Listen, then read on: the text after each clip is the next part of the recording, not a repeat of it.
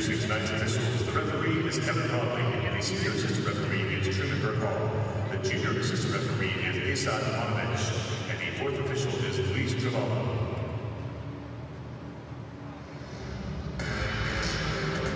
Here now the starting lineup for this team's opponent, Louisville City FC.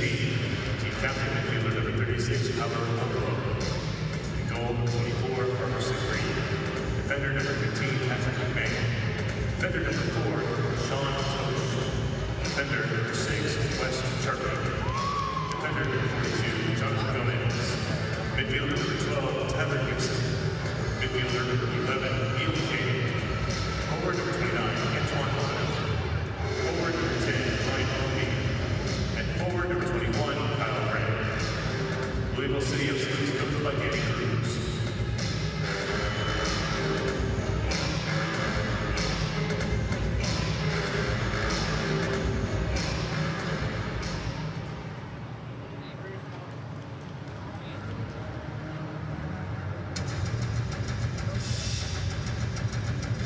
And now it's time to meet the starting lineup for your own team. Sporting Kansas City 2. Team captain, midfielder number 32, Christian Duke. In goal, number 1, John Holzman. Defender number 24, Kaden Dier. Defender number 16, Graham Smith.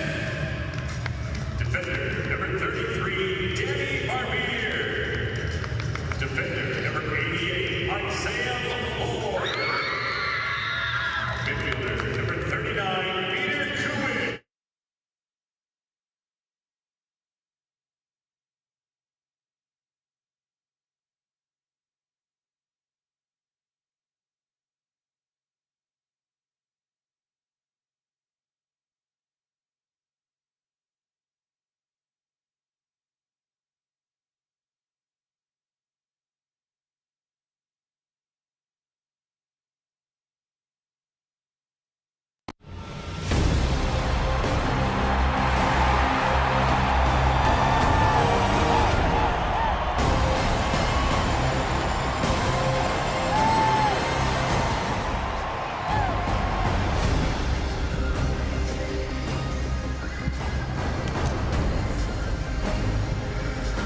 Good evening and welcome into a scorching hot Children's Mercy Park in Kansas City, Kansas. The site for tonight's Central Division matchup.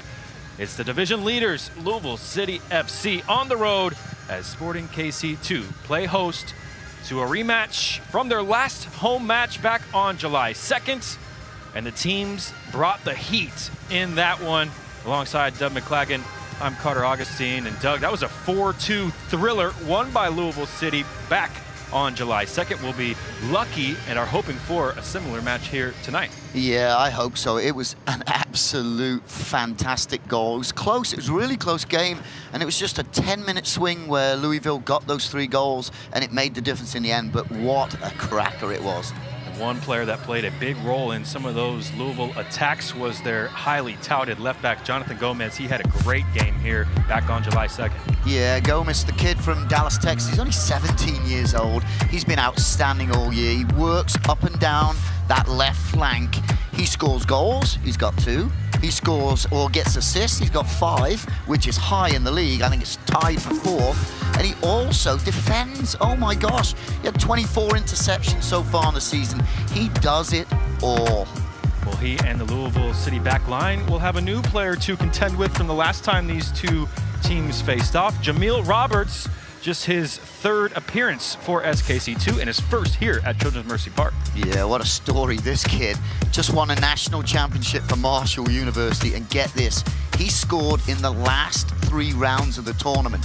Georgetown, North Carolina, and in the final against Indiana.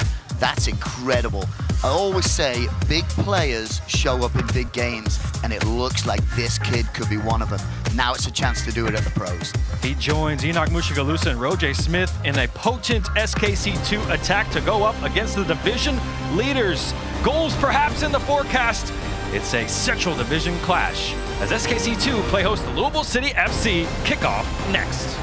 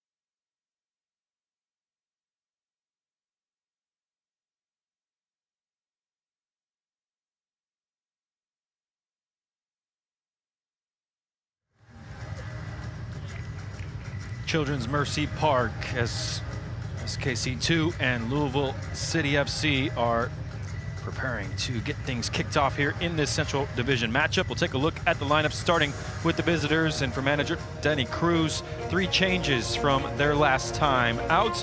A 1-1 draw at Colorado Springs on Friday.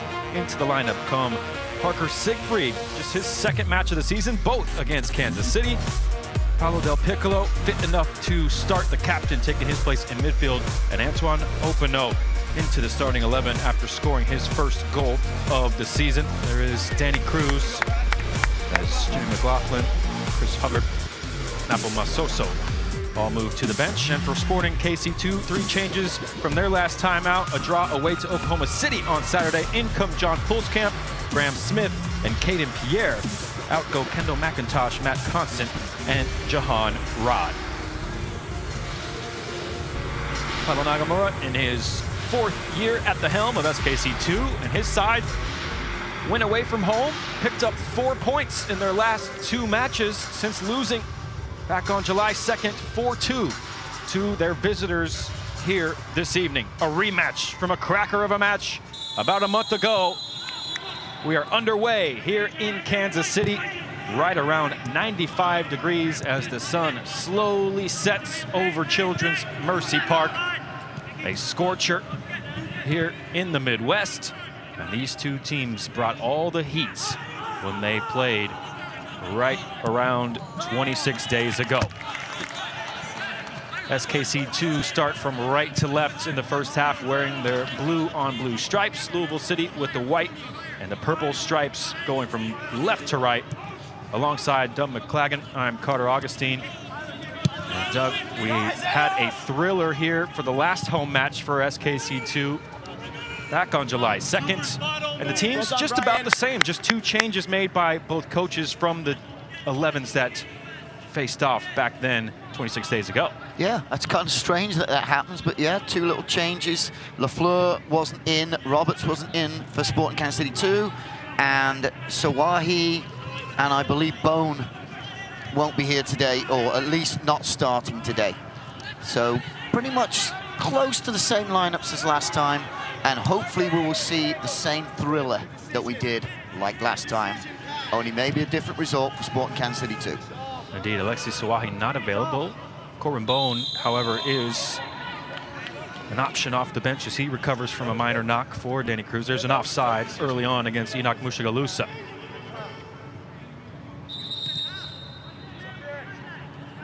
He spearheads the attack for SKC2.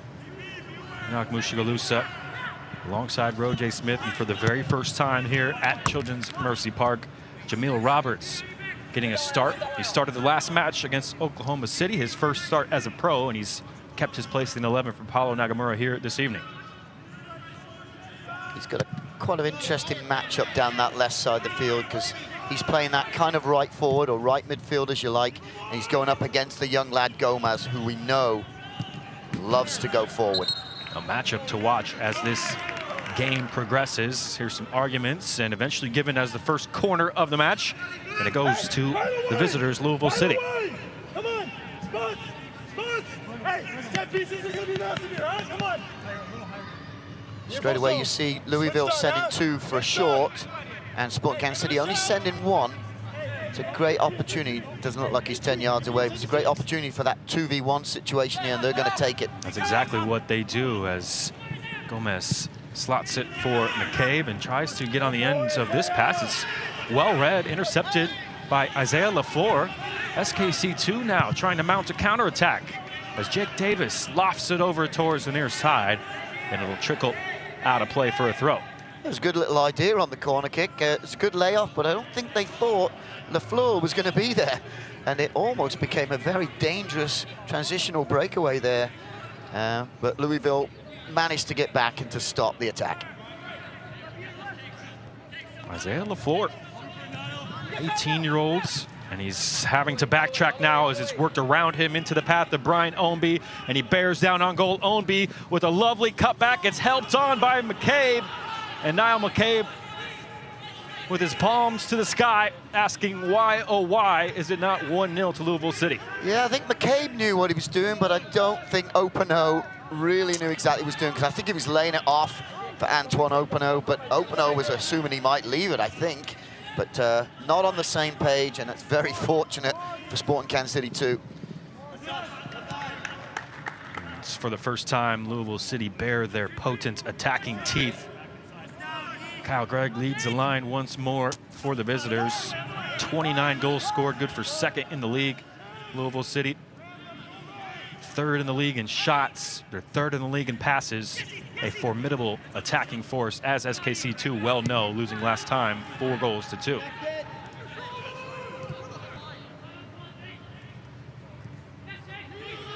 And they come in tops of the Central Division, Louisville City FC, sitting on 27 points.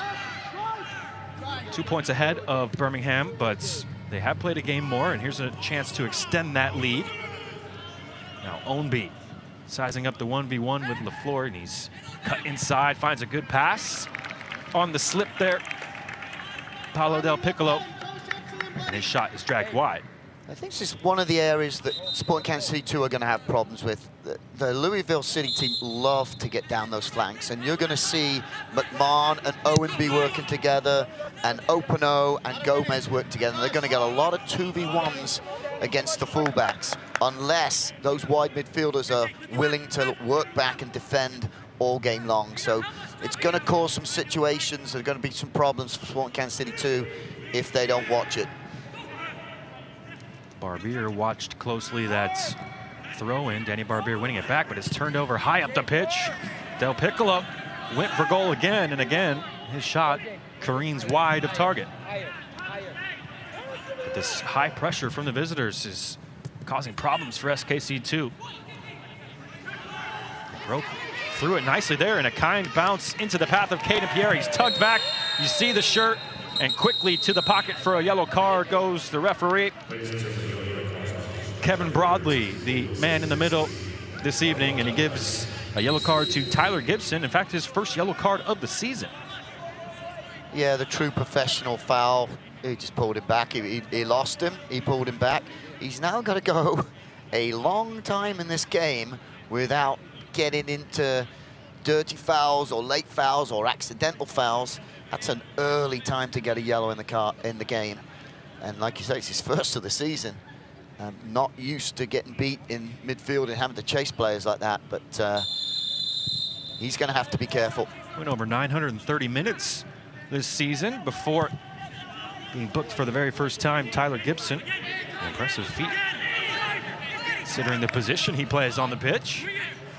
Yeah, the problem with Gibson, I don't know how many minutes, if any minutes at all, he's been off the field. He's one of those players that I believe is on the field every minute of every game. So extra specially, he's got to be careful to not to get in trouble for the rest of the game. Indeed, he has appeared in every match this season for Louisville City. For the very first time, he'll have to tread a bit more carefully, as Caden Pierre has danced around the challenge on the far sideline. And he's cutting infield, continuing his run. He's found here nicely. Pierre on the pirouette. It's stolen away. A dangerous sign of intent there from the right back, Caden Pierre. Two big prospects on that end of the pitch. The left back for Louisville City, Jonathan Gomez, and Caden Pierre, the right back, on loan from Sporting KC. The 18-year-old's third on the team in minutes, Caden Pierre. He's come in and really made that right back spot his own this season for SKC2.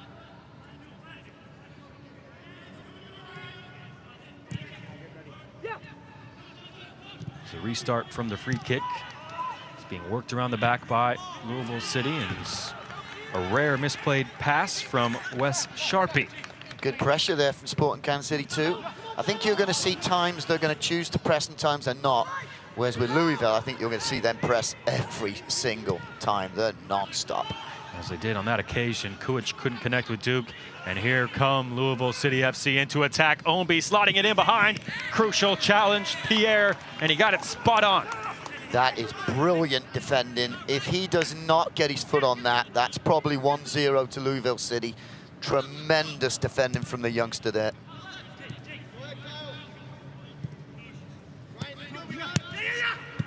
Right at the last, tracking back the right back, and he broke up the attack. Yeah, Sporting defense is going to have to be real sharp in that defensive third, because like I said, Louisville are coming after you. They'll do it all game long. So you're going to have to be precise with that ball and make sure your passes make it. If you remember last time, that they got ahead early, maybe in the first 4 or 5 minutes from a turnover in the back by Sporting Kansas City. They're now forced a turnover of their own, and it's played forward, looking for the run of Enoch Mushagalusa. Well handled along the back by Louisville City. McMahon slides it back to Sean Tosh, and he gets approval from Danny Cruz, Louisville City sideline. Sharpie now can dribble it into the attacking half. Clever pass infield, and Del Piccolo into the run of Greg. His shot blocked by Barbier.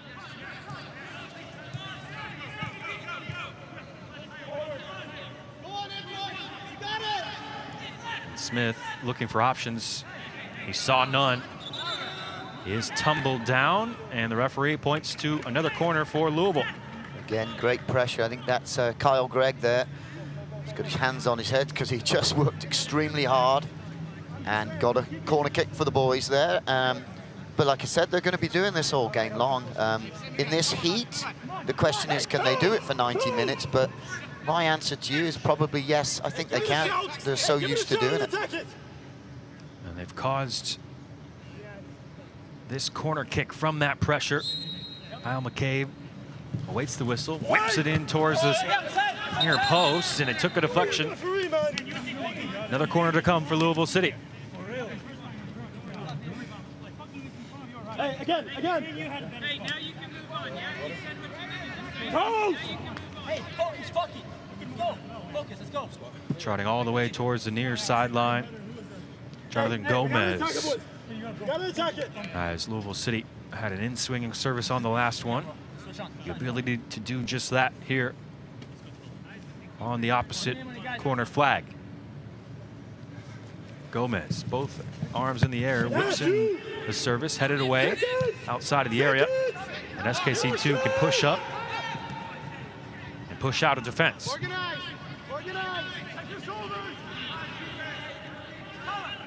You hear Paulo Nagamura yelling organize to his side as they try and push out from the corner, and a wayward pass from Tyler Gibson gives it right back to the home side. Well, you don't usually see that from Tyler Gibson, and you don't usually see him getting a yellow card either, so some strange things happening. Flicked on by Duke, and well, he just looked over towards the far side assistant. Inches tight, this decision. Offside flag raised against Mushagalusa. Very, very close indeed, but I think when Duke played it, that's why he took that quick look. He's like, half a yard maybe. That close to a quick attack for SKC2. It was a clever little flick of the boot there from Duke to deliver the pass forward. Smith sticks Greg and breaks up that attack when it looked as though the visitors had numbers moving forward. Now a foul relieves the pressure once more, and SKC2 get things going along the back line. I think the biggest thing for SKC2 along this back line is if they can break this press, which they have done a couple times here already. If they can, they're going to have opportunities to get numbers forward and attack Louisville. There's no question about that. It's just they've got to be careful that they do break the press and don't get caught, because as we've seen in the past, Louisville is deadly when they turn the ball over in that final third. There was a look at Jamil Roberts, who tried to take that with the shoulder. Big diagonal, unable to bring it under his control. Do it! The away side come forward once more. These two teams well familiar with each other over the past 2 seasons. This is the 6th meeting. Louisville won 4 of the previous 5. Slide challenge by Roberts, applauded by his teammates. And there's an example of what I mentioned a little bit early. Roberts is going to have to defend today. Obviously, we'd love to see him in that final third going forward, but he's going to have to get back, and that's simply because Gomez just goes and goes and goes. If you don't go with him, he causes problems. So, yeah, Roberts has got a bit of work today. This is kept in. Greg steps over it. It's fallen kindly to the edge of the box. Headed over the bar. LaFleur couldn't be sure. He just wanted to help it on over his crossbar. Yeah, it was a good strike by McMahon. I don't know how much pace it had on him, but you could see the focus of just getting over the ball and keeping it on target. And so, yeah, that would have been a tough save to make. So, I think it's a good job he got his head to it there. Already the fourth corner for Louisville City. Hey, come on, boys. Come on. Third from this near side. As the first quarter of an hour it's flown by here in Kansas City. Gomez delivers the service. Smith got there and good direction on his header to clear the defensive penalty area. Tackled away by Jake Davis.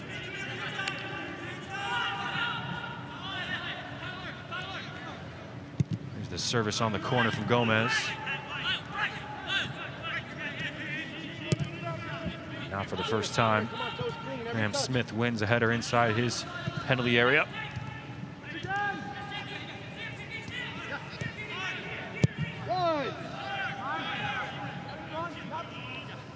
Tosh forced to retreat all the way back to Parker Siegfried, who gets the gloves for Louisville City once more. Late challenge, but it's onside, no, offside. Mushagalusa.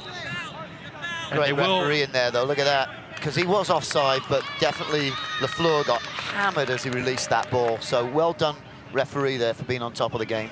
Kevin Broadley getting plaudits for his calls here from Doug McClacken as we take a look. And you could hear the challenge and the contact from Pat McMahon.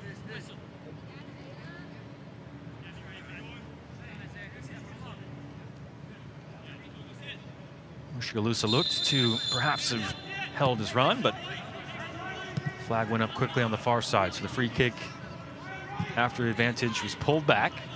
And SKC2 starting things up again. They've been in good form recently. Their last two matches on the road, 2 clean sheets away from home for SKC2. Yeah, it's going to be some hard work tonight to keep another clean sheet, but if they do, they're going to get opportunities at the other end, I think. This could be a huge victory if they come away with 3 points here, because this is definitely one of the better teams in the league, no question. They were ranked 3rd in the power rankings this week. On USLChampionship.com, Louisville City. Only behind Phoenix and El Paso. We talked about their prolific attack. They are missing Cameron Lancaster, just held out for a minor knock this evening. The thing I like about Louisville is they play great soccer. They knock it around, they move the ball around quickly, they high press on offense, and they've got tremendous amount of depth. I mean, they've got 4, 5, 6, 7 players that could start every game that are sitting on the bench right now. Gomez dupes Kuich in midfield, but he yells at himself as the pass was a bit slack, and here over the top, Roberts is onside, but the pass too heavy, and Siegfried can gather it into his grateful arms.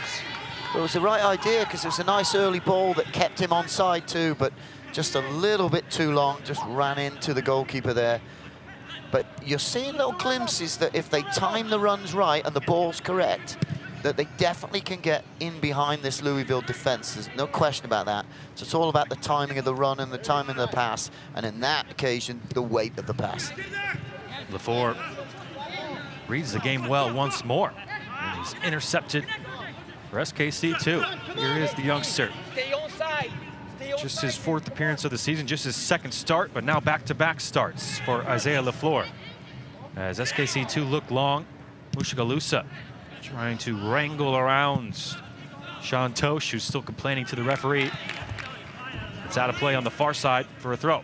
What I love about Mushagaluza, if you watch him, he's standing on the back shoulder of the defender. So, yeah, he's going to get caught offside a few times, but if he times it right, he's going to beat these defenders by 4 or 5 yards, and he's going to have those one-on-one opportunities.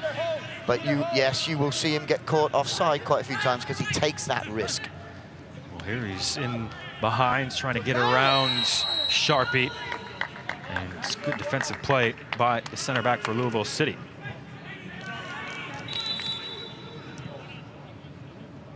And there's an opportunity for him, but that is great defending, and then obviously a foul there by Enoch Mushagaluza pulling him back. But he's on the edge of breaking through there, and we've already seen the one-on-one individual goals he scored this year. He's really had a terrific year, and hopefully for Sporting Kansas City too, he's going to get some chances tonight. He's only a player to appear in every match for Sporting KC2, Enoch Mushagaluza, here in his 13th start.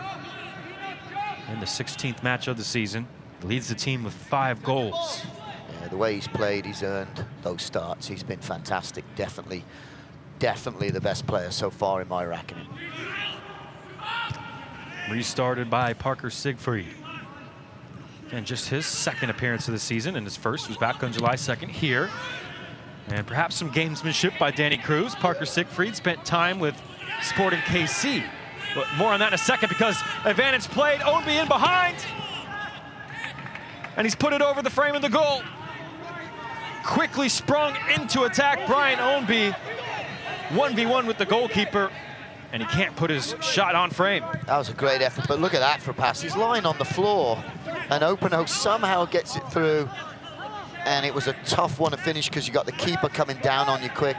He took it early, he had to take it early, and just put a little bit too much on it. So give a little credit there for the goalkeeper getting off his line. Postcamp did very well. Charged down, Brian Ownby forced that decision early. What a pass that was from Openo. Now up the other end. Cross from Roberts, dealt with by the back line of Louisville City. Gomez put under some pressure there. Del Piccolo really trusting his young left back. And the left back came through. And now Del Piccolo with a crunching tackle, and he's won it back for Louisville City. On the turn, Ownby, and he has players to his right and left. He elects to go left. Openo into the box, clips it to the back post, just beyond McCabe. Paulo Nagamura imploring his team to come on and wake up. Another chance for Louisville City. Yeah, just a little too high for everybody across the face. But that just came from, quite honest, the patience of Louisville to break the press of Sporting Kansas City too. It took 7 or 8 passes, but when they finally did break it, they had an opportunity with, like, I think 3-on-3 at the back, and almost took advantage of it. So I love the patience they have of knocking around. They take risks. They absolutely love playing out the back, and they take risks with it, but when they break down the press, they are extremely dangerous. Before just got a touch to that as Gibson was looking for Ownby. He's a player that enjoyed their first trip here to Children's Mercy Park. Brian Ownby, a goal and 2 assists in that 4-2 thriller. And it wasn't just a goal, it was an unbelievable goal. Absolutely sensational goal. I think it went down as the match winner as well. In the end, the 3rd goal for Louisville City on the night. And they've worked it through the middle here. Del Piccolo rips from just on the edge of the box. Not enough to beat John Pulskamp. Yeah, good movement again with the ball. They're very good at that. Unfortunately, like you said, he didn't get enough on the shot. But it's good distribution for Pulskamp, and they've broken the Louisville City press. SKC2, Roger Smith. It takes an awkward hop right in front of Siegfried. Sprawling to his left. He pushes it aside. Out for a corner, SKC2. That's a good effort there by Smith. And like you said, it just bounced in front of the keeper because he didn't have much on it. But when it bounces in front, that's an awkward save, because if your hands are too low, it skips over. If they're too high, it skips under. So good goalkeeping there to get his hands to it. But what I love about this front 3 line is I think all of them are individually good one-on-one, and they can all strike a ball. And they're going to cause some problems for opposition, and hopefully some problems for Louisville tonight. First save of the match for Parker Siegfried. And from the corner, oh, that was dangerous service. A powerful defensive header from Greg. It's out to the floor, trying to slip it into Roger Smith. Took a deflection, and Siegfried will claim. Yeah, that wasn't far off the head there. I'm just not sure if he maybe mistimed his movement of his head here and just, yeah, his timing was just off. If he timed that right, it might be 1-0. It looked like it caught Kyle Gregg off guard a bit, hit him in the face. So didn't intend to clear it off his face, and you saw Kyle Gregg just kind of holding his nose after that one. Yeah, they ran up on him quickly. Mushagalusa was right there.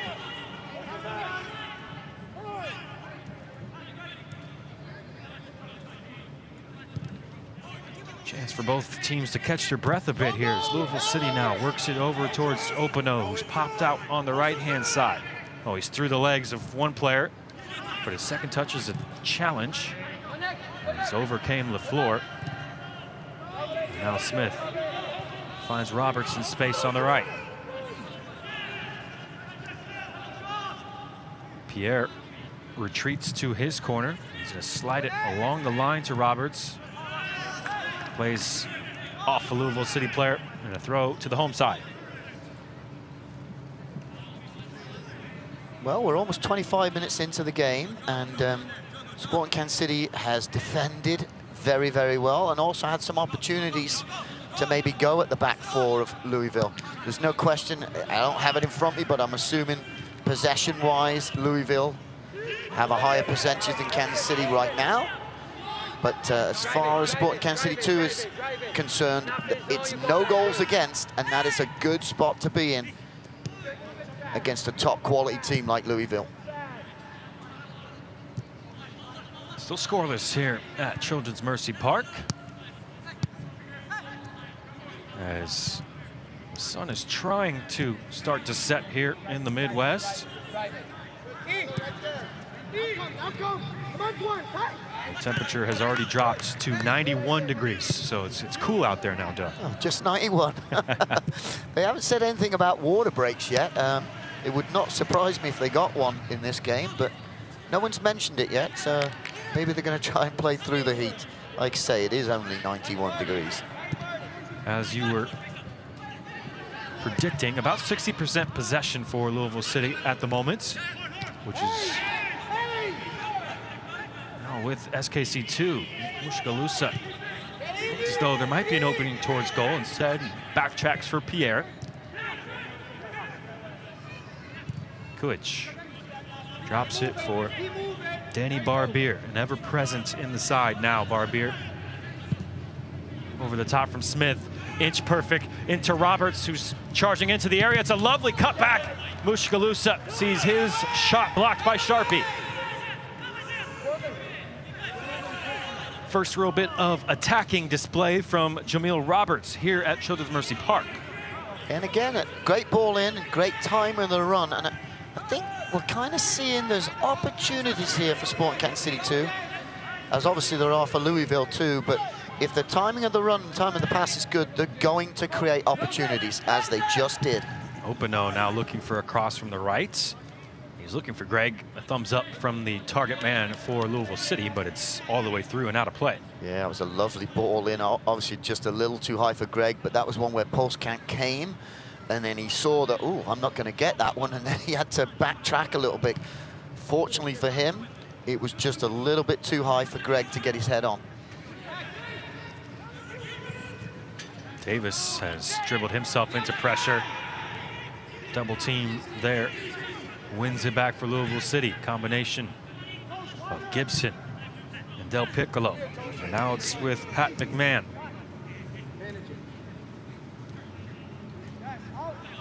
Now McCabe, who is tied for the league lead in crosses, but he's occupying a more central role so far tonight.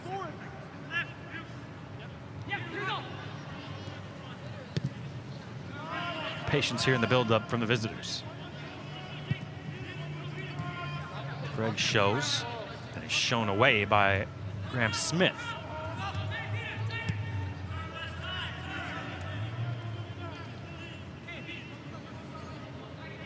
We've seen an energetic first half an hour. Perhaps this is the teams playing in 90-degree weather, just slowing things down a bit, catching their breath. Yeah, they might not be able to go 100 miles per hour the whole game, but and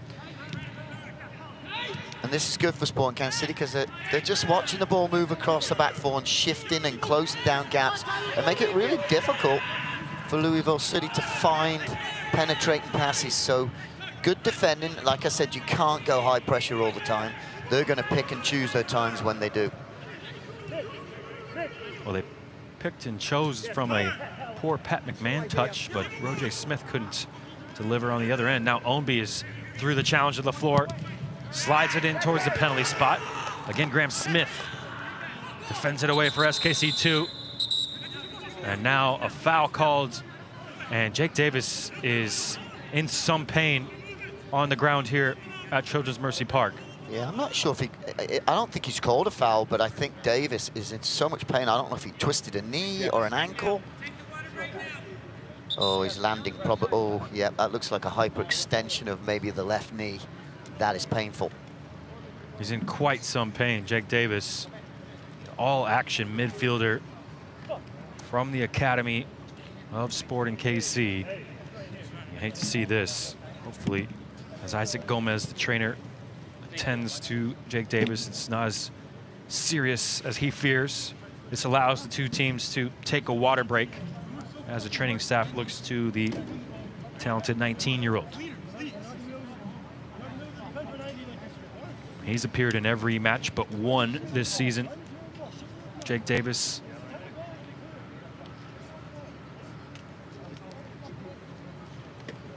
He looks to be okay. I mean, he's just checking out his knee, but you said he's appeared in a lot of games this year, and he's been solid all year. He's a hard worker.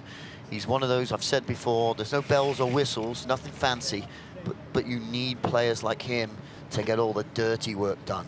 And he is one of those players that covers a lot of ground during games, makes a lot of tackles, breaks up a lot of plays, and is one tough character.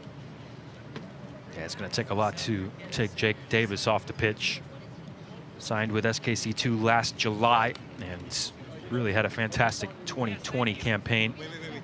Played in all 15 games after the restart last year. Just got a thumbs up from the trainer, so yeah, and again, so it seems like he's okay. It's good sportsmanship from Pat McMahon, who didn't do anything wrong in the challenge. The right back comes over and just shows his love for Jake Davis. Come on, keep going, huh? Keep going. And there will be an early substitution made by the visitors as Niall McCabe will check out, and Corbin Bone checks into the match for Louisville City. And, well, when you lose the player of the caliber of Niall McCabe, that might weaken some teams, but Corbin Bone, an ample replacement. He leads the team with 28 chances created, and he'll come into the match here just after half an hour. Yeah, absolutely fantastic player. I'm not sure what happened to McCabe. I didn't see anything earlier, but I'm assuming that's an injury. I don't think it's a tactical change.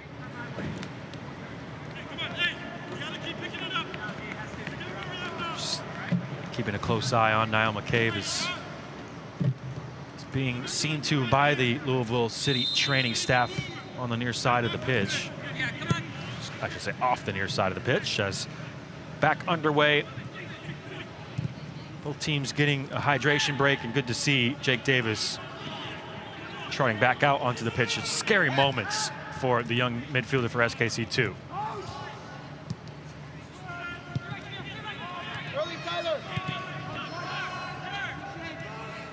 As you heard, Danny Cruz wanted that ball early from Tyler Gibson. He obliged into the path of Sean Tosh. Yes, yes. LaFleur, well, he's gotten stuck in a few times in the opening half hour. Yeah, I think he's had a great game so far, and he's got his hands full looking after Ownby over there, because he's a top quality player, but he's done very well. Where he's done well is he's read the game and figured out when it's going into Ownby, and he's been right on his backside when it's gone in and given him no time whatsoever. because you can't give this guy any time. He's absolute top quality on the ball. Crossed in from the far side, and wayward on the delivery.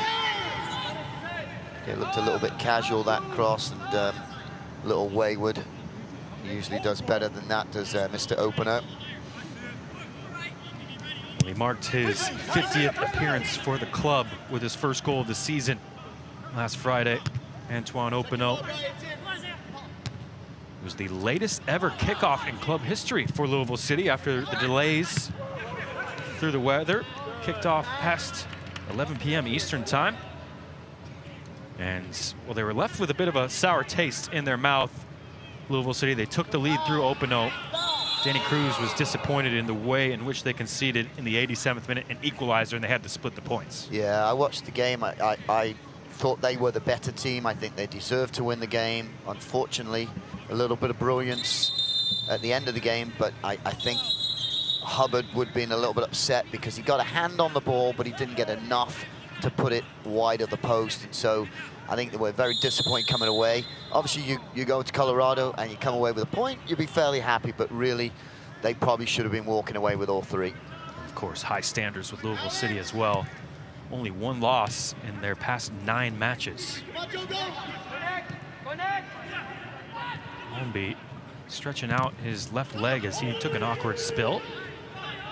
Keep an eye on the hip area of the number 10, Brian Ownby. He's back up to his feet now as Del Piccolo went for the flick. Barbier was alert, stepped in to see that flick came to nothing, but it's still with the visitors. We've seen Sporting Kansas City 2 drop into a kind of a lower block situation here where they're quite happy shifting when the ball moves, filling in those gaps and not allowing penetrating passes. If they could get this to go all the way to the half and get into the half with no goals against, I think Coach Nagamura would be very, very happy. Slung over to the left by Sharpie. Gomez forced back by Caden Pierre. Balance, go, go! And you hear it from Cruz, he's asking them to move it from side to side, keep the ball moving it quick, and then eventually, hopefully, a gap will open up, and that's when you penetrate like this, and then you go and attack. Right on cue. Good pass found into the feet to Bone. McMahon has Roger Smith in defense, so he'll come back to the middle with Del Piccolo. But again, great defending by Sporting Kansas City. All started there by Peter Kuwich. Forced that when they penetrated, he got over quickly, forced the ball to go back out, and then they had to go side to side again. So yes, they'll be patient and they'll continue to do that, but Sporting Kansas City, anytime they penetrate, have got to get on and swarm on that ball and force them back out. We saw this in the 0-0 draw away from home for SKC2, the ability to soak up pressure. Ownby with LaFleur in close attendance, and did he keep it out for a throw? He did not. The youngster disagrees with the near side assistant, who has given a corner kick. Another point you could hear Coach Nagamura shouting, do not let him cross it. And this team loves to use the flanks. They love to get the ball in the box with crosses. And Sporting Kansas City 2 so far has done a good job of limiting that. You're not going to stop them. We've seen a few go in. You're definitely not going to stop them. But if you can limit that, then you can limit those opportunities for forwards to finish in the middle. LaFleur blocked the service, but he couldn't keep it out from a corner. It's the 5th of the first half for Louisville City. Jonathan Gomez again comes over to take. Left-footed delivery towards the far side of the 6. Ownby got up, takes a deflection off an SKC2 player, and out of play for another corner. Hey, come on, come on. Jake Davis is complaining that maybe he used him like a ladder to climb up a little bit there, but it looked like a fair header to me.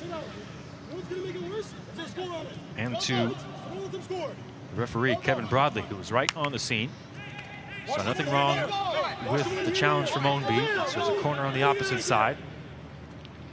And Gomez, It's a long trot across the pitch. He just took it on the near side, and now he'll take it from the far side. So we pretty much got about 8 players sitting zonally defending there. It's important they get on this ball. In towards the near post, really dangerous delivery now on the edge of the box. Wicked deflection, and it took it into the chest of Ownby. Louisville City now stand it up. Barbier was always going to win that aerial duel. And SKC2 had players over on the near side. The pass from LaFleur right back to Louisville City. But he recovers, slams it off Ownby out of play, and a goal kick. And SKC2 now can push out from defense. Yeah, LaFleur dodged a little bit of a bullet there. That's that turnover in that final third that can cause you problems. Fortunately, he got back, defended, and recovered from it. But they just got to be careful. They cannot afford those mistakes in their final third and give this Louisville City FC an opportunity to go and attack with numbers up. Kuich, well, that was some technique on the back flick header from Roberts. Couldn't find Mushagalusa. And here it's again with Sean Tosh. By some distance leads the league in passes, Sean Tosh. Came into the game with 911 passes. That was a full 89 passes more than the second place player. Kuich takes it off the toe of Sharpie and numbers forward as it's into Mushagalusa. Tosh recovers and helps out his center half partner. Yeah, I see what Kuich was doing there, but I just thought the ball, the weight of the pass was just way too heavy to ask Mushagalusa to pick that down and go to goal. So you could see the idea he's got. He just probably should have just clipped it in. That's a bullet, and it's slightly behind him too, so really tough ball to get a hold of. But great defending to create that opportunity. Kuich nipping the ball right at halfway from the throw. SKC2 now shifted over to Danny Barbier. Back to John Poolskamp, one of 3 players on loan in the starting 11 this evening from Sporting KC, along with Graham Smith and Caden Pierre. LaFleur couldn't get around McMahon.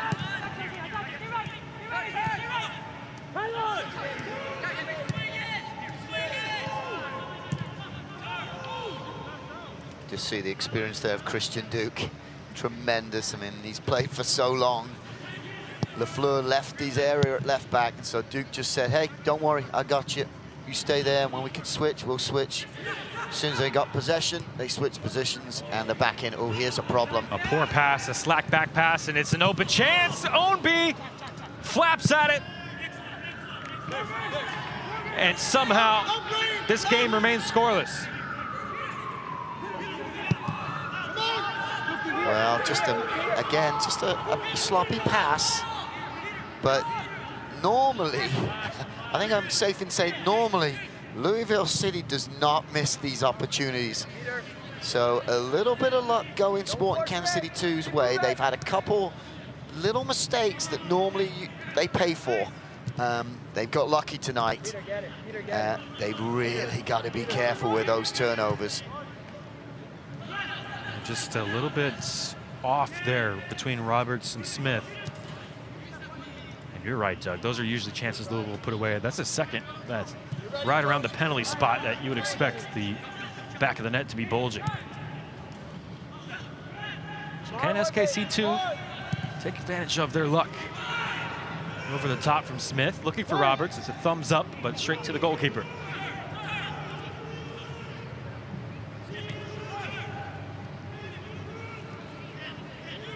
We approach the final 2 minutes of normal time here in Kansas City. Pretty sure Nagamura will be very happy if they could get to the half 0-0. He was very happy with the performance last time they played him, other than giving up that early goal. But he was disappointed that they did not perform that way for 90 minutes. So while they hopefully will get 45 minutes in here where they don't give a goal away, still a long time to go in this game against a top quality team.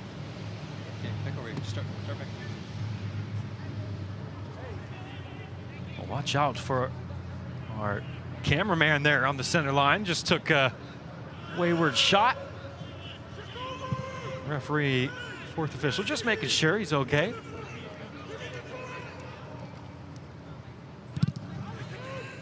Well, there's a block from Pierre, and it's created a one-man counterattack. Mushagalusa into the area, trying to get around Tosh, and he is unable to, and in fact commits a foul.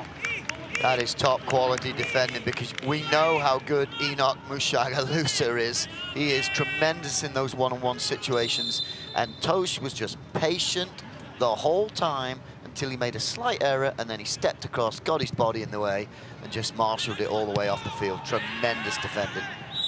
Kuich just overeager in the challenge. He crashed into the back there of Openo. It's a foul against the holding midfielder for SKC2.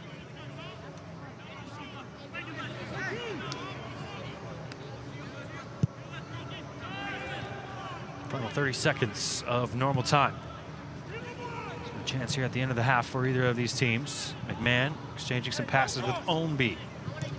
Low cross into the area. Barbier clears it for SKC2.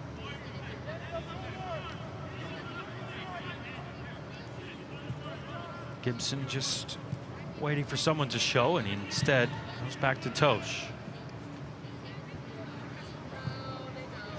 Back for Corbin Bone on as a first half substitute. Came on right around the half-hour mark. 3 minutes of stoppage time here at the end of the first half. We're into stoppage time now. Barbier was there. Calm play from LaFleur, but he's unable to clear. Blocked by Greg. Bone tried to get around Barbier. Took a deflection off the center back. Out for the 7th corner of the first half for Louisville City. Sporting Kansas City loves to play out the back, but sometimes, especially when there's like maybe a minute left to the half, there's nothing wrong with whacking a ball 90 yards down the field and getting it out of danger. And maybe in that situation, that might have been one of those where you just put the ball long, get to the half with no goals against it. Now put yourself in a situation where you've got to defend this corner kick, and you've got to make sure nothing goes wrong here. Gomez raises both arms before he delivers towards the back post. Pulskamp. An early shout and a good claim from the goalkeeper. Turned 20 in April, John Pulskamp, and he's on for his 5th start of the season for SKC2. This might be one of those opportunities when you set it up and you get it long away from pressure, just like that. Barbier taking no chances. Header won by McMahon. So Louisville City are able to keep it in their attacking half.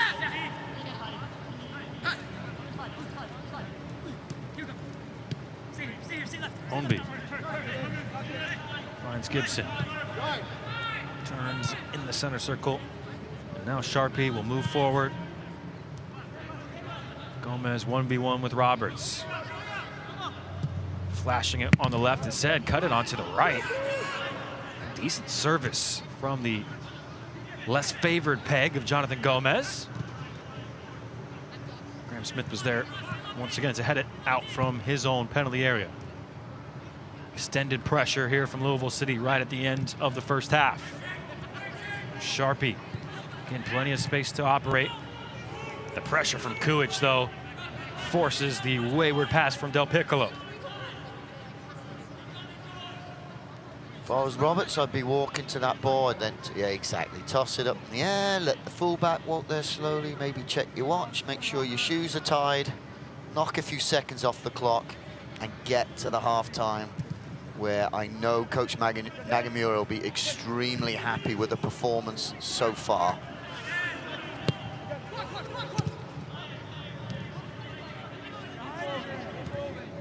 Duke dropping it for Barbier. Kuich now curling it towards Pierre, who has chalk on his boots and has space to run into. Pierre curls in the cross. Well defended by Sharpie, but it takes the right spin for SKC2. They get a corner right at the end of the half. And now here's the opportunity for them to come in the half with a possibility. Up come the big boys, Barbier, Smith. 6'4", the pair of them. The two center backs take their place inside the 6-yard box. Wouldn't this be a nice little gift if they could get this just before the halftime whistle?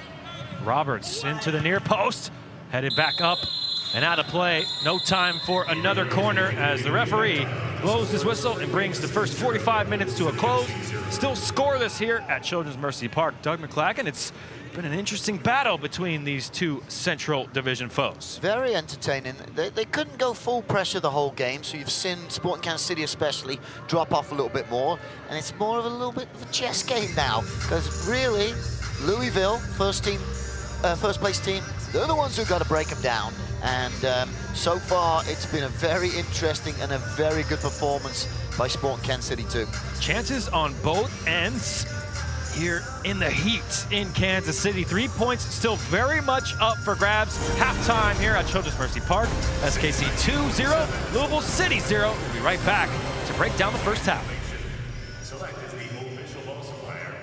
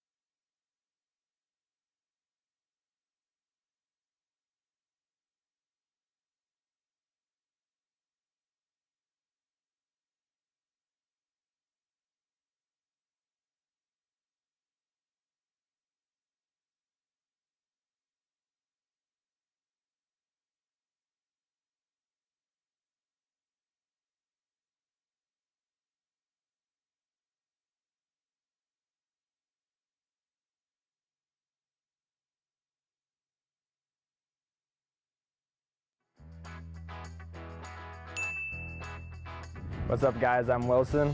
I'm Kaveh. And we're here to answer your questions. No, we actually talked about it. We said in the locker room, we said there's going to be this question. No, it does not belong. No way. I don't talk to people that put pineapple on their pizza. Probably Johnny Russell. Johnny, yeah. Yeah, he's always up to something.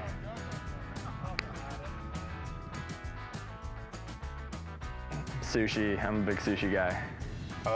Probably if I'm having a cheat day, Ooh. because those are my favorite meals, a pizza, cheese pizza. FIFA. FIFA. This guy goes crazy on Ultimate Team.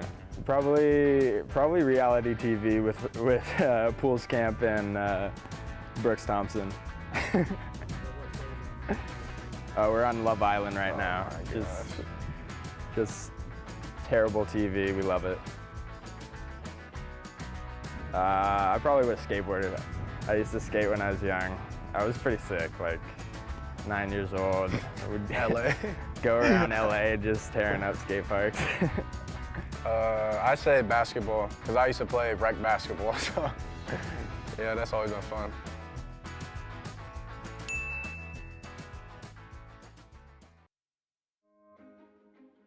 I am a first-generation student here at Bellevue University. I feel like if I were to have gone to a different university, my experience would have been a lot more stressful and overwhelming, because I feel like I wouldn't have gotten that personal experience that Bellevue University has to offer.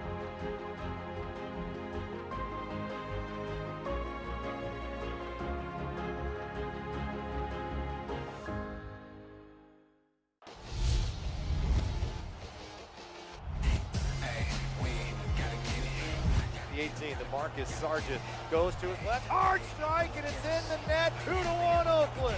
Split shit, another massive stop.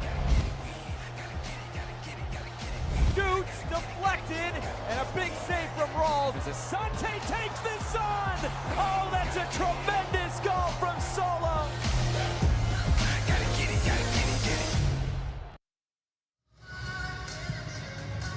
Welcome back to the game. We have a 0-0 tie here at half-time.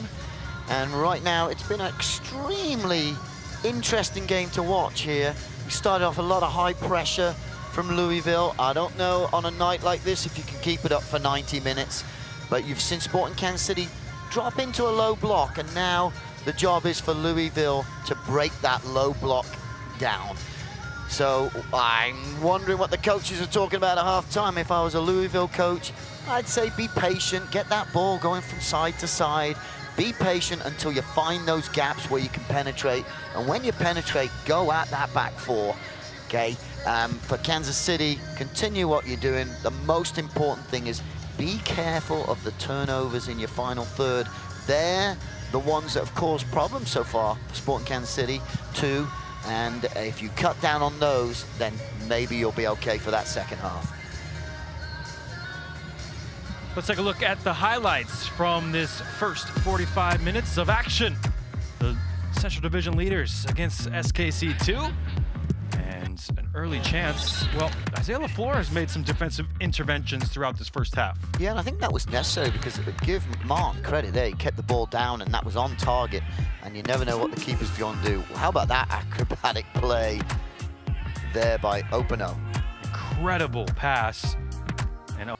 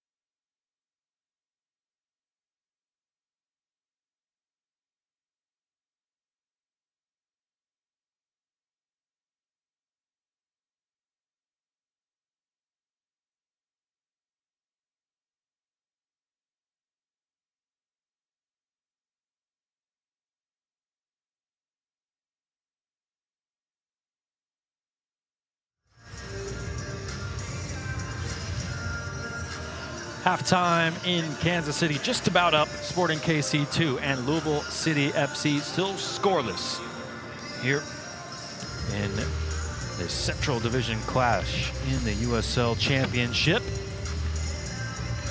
Sun starting to go down. The lights are on at Children's Mercy Park. Still 90 degrees as these two teams make their way back out onto the pitch.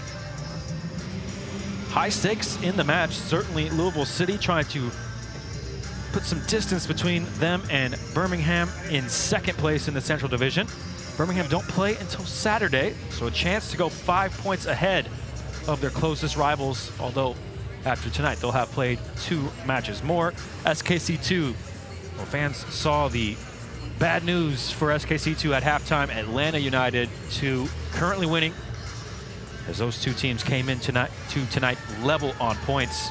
SKC2 have actually played a match more than Atlanta United, so they need ATL2 to start losing a few more matches. As joined by Doug McClagan, I'm Carter Augustine. Both teams desperate for different reasons to find all 3 points here in the second half.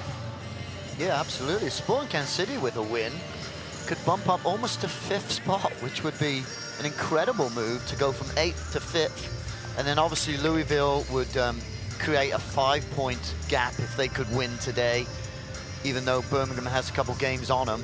But so a crucial game here to get 3 points. I'm sure both teams, I guess, would be somewhat happy to walk away with 1, but I know these are teams that want 3. That's for sure. One halftime substitution made by the visitors. We're underway. Second half. Started by the whistle from the referee, Kevin Broadley, here at Children's Mercy Park. Teams have switched sides, and SKC2 now go from left to right in their blue on blue to start the second 45 minutes. The visitors, Louisville City, with their second substitution of the match, as Jorge Gonzalez has checked in for Antoine Opino in attack. 22-year-old on loan from Portland Timbers, and he had a formidable 2020, 8 goals in 10 games for Timbers 2. And he has been slotted into the attack for the second half by Danny Cruz. I believe he played a little bit in the last game, Colorado Springs. I think it was him and Gomez that combined to set up the goal for Opino. So definitely quality players we see right here. Oh my word. Oh, right on cue. Straight into the match, straight onto the goal sheet. The game has opened up now, hasn't it? He pops in, he touches the ball, maybe once or twice, and it's in the back of the net already. Jorge Gonzalez with his first goal of the season for Louisville City. And easy as you like on the exchange with Ownby, and he fires it past John Polskamp. A master stroke at halftime from Danny Cruz. Yep, 1 touch, 2 touch, bang, goal. And Polskamp got caught a little bit on the shot, but the shot came so quick. He pulled the trigger so fast that I don't think John Polskamp could get his feet set to get a good save there. But that's an incredible start for Louisville and an awful start for Sporting Kansas City too. And I know Coach Nagamura will not be very happy with that first minute of the second half, but what a great start by Gonzalez. His first goal for Louisville City. He was out at the beginning of the year due to an injury, and the coaching staff was really talking up Jorge Gonzalez and how happy they were to get him back from injury, get involved. Just his 4th substitute appearance. And he's popped up with the goals, and he's made his manager, Danny Cruz, look brilliant here to start the second half.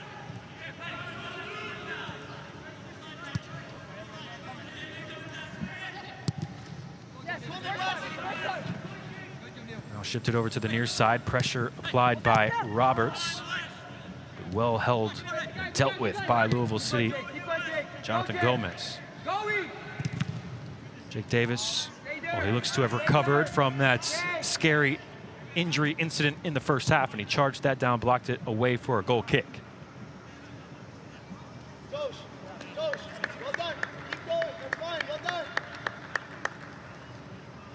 You hear Danny Cruz there, the manager who was appointed after John Hackworth was dismissed back on April 27th as an interim. And he's communicating to his center back, Sean Tosh. Just getting his team pushed up the pitch here, awaiting this service from the goal kick. Flicked on, out of play. It'll be a throw-in for SKC2. Not the start to the second half at the home side we're looking for. Now Pulskamp dribbles himself into and then out of trouble. And Smith completes the playing through the back for SKC2. The flick into the path of Roberts. And a lunge from Tosh. What an important intervention from the number 4 for Louisville City. Tremendous tackle by Tosh there. If he didn't get that, that could have been some problems for the team. But he slid over, took the whole ball, and just knocked it out for safety for throw-in. Mushkalusa now into the corner. Tried to chop it around a defender, and it's out for a goal kick. Let's take a look at this heroic defending from Sean Tosh. Nice little flick there. Chance to get in. But look at that, he just comes flying across. And you're not going anywhere, he says. But just wanted to bring up the point before that. John Pulskamp. Coach won't be happy with his skills down there, but what a great play to get out of that situation, because he gets caught there and they're in big trouble, but some nice footwork there.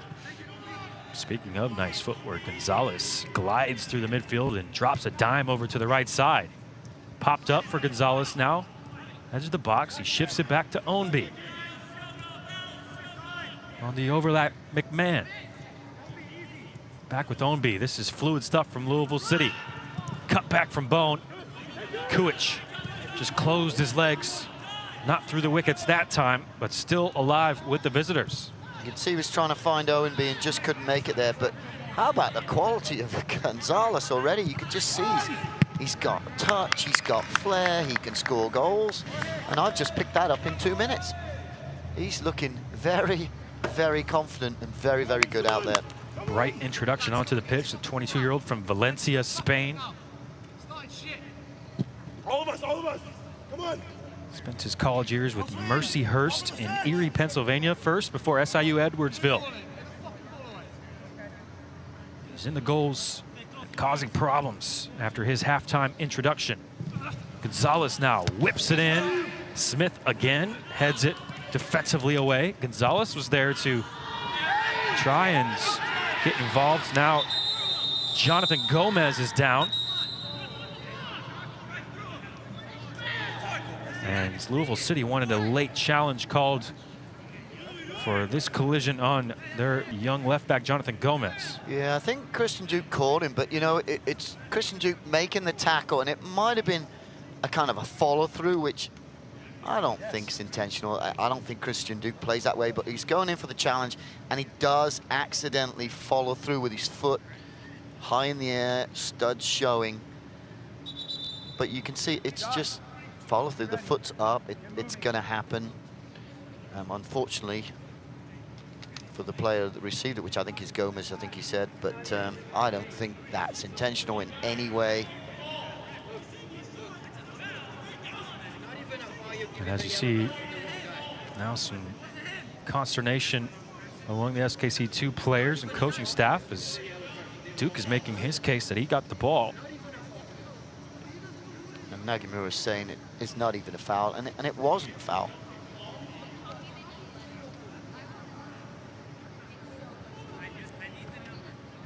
Now, question, is he talking to the fourth official? Is he talking to the linesman? Combination of the fourth and the linesman both standing here on the near side of the pitch, which is the direction from which Kevin Broadley was looking. So he didn't call a foul, and yet he's got a yellow for it. So, and if I was Christian Duke, I don't get it, but maybe I'll take a yellow for it. It was not intentional. But he didn't call a foul, and now it looks like he's given a foul. So explain that one to me. Here's another look, and upon further review, although there is no VAR, yellow card given to the captain, Christian Duke. Yeah, Nagamura's not happy, and I can understand, because you could call that a foul, but he didn't at the time, so how comes he let play on, and then now he's come back and, oh yeah, I'm going to give you a yellow card and a foul. And if they score from this, Paolo Nagamura will not be happy, I can tell you that. Duke looks dismayed as well as he's set on the edge of his 18 to help defend from this free kick. Jonathan Gomez is up, looks to be okay, as he and Jorge Gonzalez stand over this set piece for Louisville City. It'll be Gonzalez as he delivers towards the back post and flies it past the left-hand post to John Polskamp. Yeah, definite strike for goal, but he put it too far outside the far post. And it was good bend on it, but it would have to bend a long way to get in the goal there. So I get what he was trying to do, but unfortunately put it way too far outside the far post to bring it all the way in. Leighton 10 is not a bad record at any level. That's what he saw with Portland Timbers too, and he's already nabbed his first goal for Louisville City. Here's a deft header from Mushagalusa. Roger Smith into the path of Roberts, but not into his feet. As off his line, Parker Siegfried is able to slide in and claim the ball. Yeah, we talked earlier that the timing of the run, which was perfect. It's the weight of the pass, and the weight of the pass there was just a little too heavy for Roberts to get onto. Yeah, you saw a little skip and a hop there from Roberts, just a bit hot after he thought he was in behind. The high press from SKC2 is forcing problems, and it forces a mistake from Sharpie.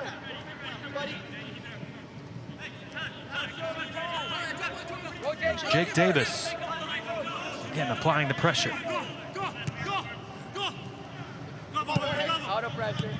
That was a lovely shift from Pierre. And he's kept the ball well on the near touchline. An absolute pleasure to both watch Pierre and Gomez on this one flank. Two young stars. As now a cross whipped into the near post. The delivery sublime, and the touch from Greg past the goalkeeper. Louisville City double their lead, 2-0. Well, they're known for getting crosses in the box, and that was a fantastic cross, but I've got to look back at this again and see the positioning of Polskamp is, it looked to me, not very good. He should be covering that front post. You've got to assume that someone's going to get a touch on that. Keep going, well done, Brian. And it's a quick deflection, but I got to be thinking he's got to be protecting that front post first. But great lunge out. Who was it who got the goal? Cal Gregg. Was it Greg? Well, there's a shocker. That's his third against Sporting Kansas City 2 this season. He always seems to be there or thereabouts, doesn't he? Well, he likes playing in Kansas, Cal Gregg. Star at Benedictine College in Atchison. And as Doug McClagan just mentioned, his third goal in 2 matches now this season. He scored a brace back on July 2nd. And the man that delivered the pass, Brian Ownby, well, he owns Sporting KC2 at the moment. His second multi-assist game in these 2 matches here at Children's Mercy Park. Yeah, and give him credit that the ball into the box was a teaser for the keeper anyway. And maybe Polskamp thought, well, there's no way Greg's going to get to it. So he took a gamble, I think, and then that quick deflection just pokes in at the near post. So give credit for the ball in, give credit for the finish by Greg. And then, like I said, maybe a questionable decision there by Polskamp, but not 100% sure on that. Well, unofficially, that's 2 assists for Ownby. We'll see if he does get credit. He should. And that will bring him up to 6 assists on the season. It'll take him beyond that young man, Jonathan Gomez, who had 5 coming into the match. And of the 6 assists, 4 in 2 matches against SKC2. Brian Ownby loving the lights here at Children's Mercy Park. Mushagalusa, he has his eyes up. In space is LaFleur on the far side. What a touch that is from Pat McMahon. Wow, I mean, that was a beautiful ball in by Mushagalusa, but give credit to McMahon. He gets a foot on it and takes it off the foot of I believe it was probably Roberts out there who could have been taking it and going straight to goal.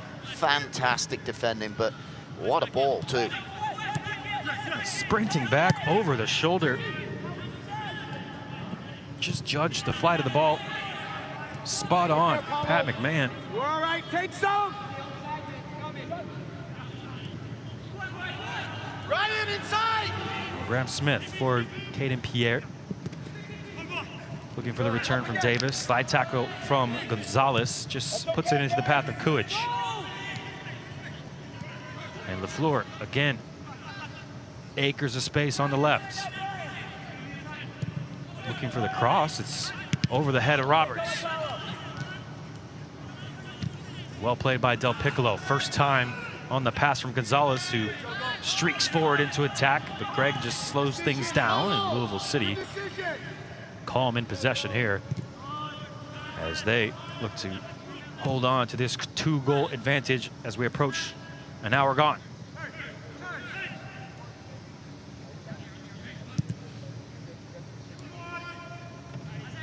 Kind of similar to the game last time.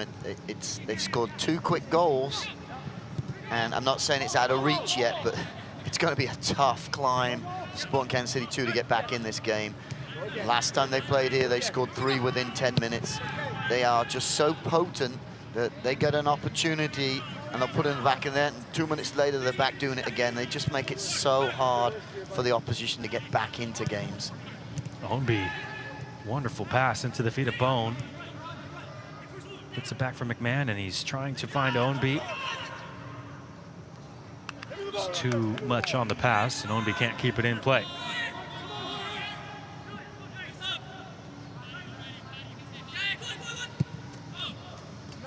Brian Ownby getting in dangerous positions all evening long down that right-hand side.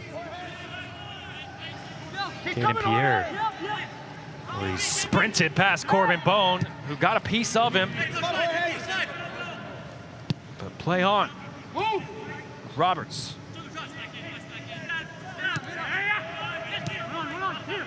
Davis into Kuich. And that is too heavy for Duke, and it's given right into the feet of Brian Ownby. Just slows down, surveys his options, and drops it off to Kyle Gregg. Yeah, he knows he had nothing in front of him, so he just waited and waited and just clipped it back, and they're quite happy just to keep possession, knock it around, find the gaps and penetrate. If nothing's on, keep the ball. Kyle Gregg, his 5th goal of the season, 3 of those now coming against SKC2. Gomez, quick feet around Davis. He draws the foul. Free kick for Louisville City. Gomez has had a few whacks tonight, hasn't he? There's another one. He's been fairly quiet tonight. I think Sporting Kansas City 2 have done a good job keeping him quiet. Still having a fantastic season, but much quieter than he was last time he took a visit here. You just heard there Denny Cruz asking Jogo, are you okay? Having a conversation with the manager. Just Make sure we have balance. saw him have that Jorge, you're good. rough tackle from Christian Duke. Hey, Replied he's okay to Danny Cruz, and he stands over this set piece again. Lofts it into the area. It was an inviting delivery and hacked away from the defense by SKC2. Jake Davis having a word with the referee because Tosh basically, and we saw this last time they played, basically put a pick on him and wouldn't let him go back to get the ball over his head. So denying him an opportunity to go play the ball, but referee didn't see it, so I guess it's okay. As SKC2 prepare their first 2 changes of the match. Jahan Rod getting ready. So too Kobe Jones. As there's an offside against SKC2.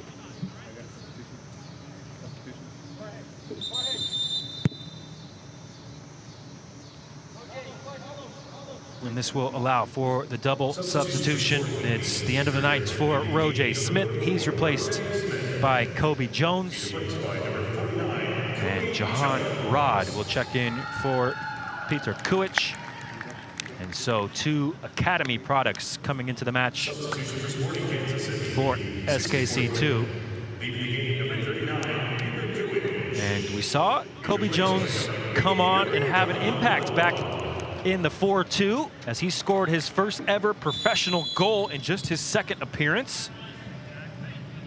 Can he make it 2-2 against one of the giants of the USL Championship? And it was a fantastic goal too. Took it down, I think off his thigh, and volleyed it home with his left foot. It's a beautiful goal. Helped on first time by Kyle Gregg, and he's just scratching the back of his head. He thought he had an opportunity to send Del Piccolo in there.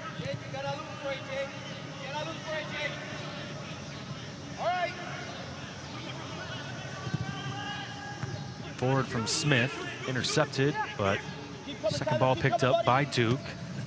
And now Davis will dump it into the right channel for Mushagalusa.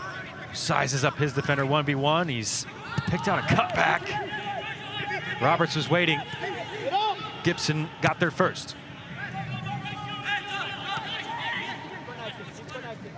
Shahan Rod. Nearly onto the pitch and will be occupying the same role that Peter Kuich was for the first hour.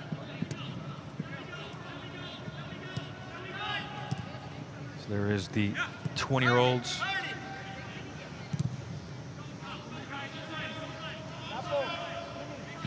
SKC2 forced to work it around with Danny Barbier and Rod. They try and coax Louisville City out a bit.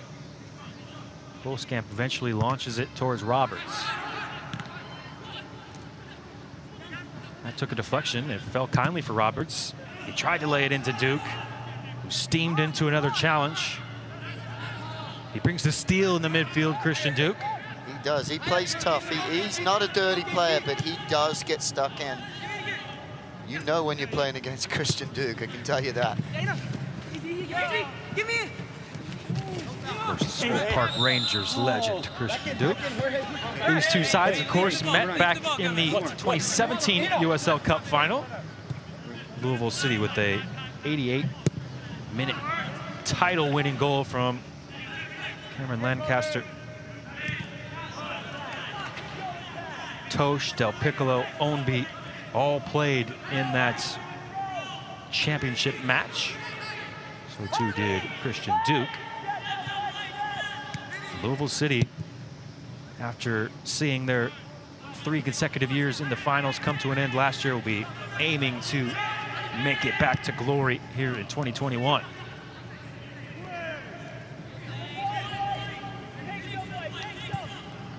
Well, there's no question they definitely have the squad of players to do so. And they're definitely going to be knocking on the door at the end of the season. Rod just has that poked away from him by Corbin Bowe. Now Greg just sauntering around inside his own half. Over the top from Gibson. Ownby is onside, says the far side assistant. It's a glorious first touch. Ownby into the area. Ownby fires wide, but he's been a menace in 2 matches now against SKC2. Wow, I mean, it was a great ball in, but takes it across, stops 2 players in his tracks. That's a corner kick too. Yeah, he's right. He's got every right to complain.